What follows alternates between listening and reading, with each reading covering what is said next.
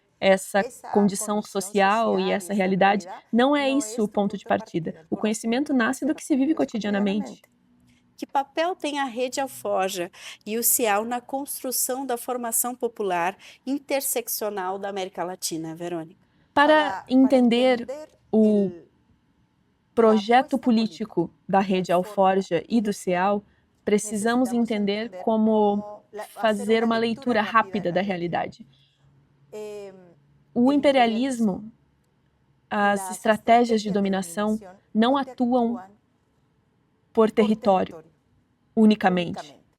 Quer dizer, elas têm uma dimensão específica de acordo com os territórios, mas há uma estratégia global de submissão para os territórios. Atuam regionalmente.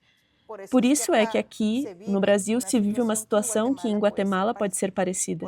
Por isso, hoje em dia, os fundamentalismos estão aqui como estão na parte norte. E você começa a entender e descobrir que há muitos elementos parecidos em todas as regiões.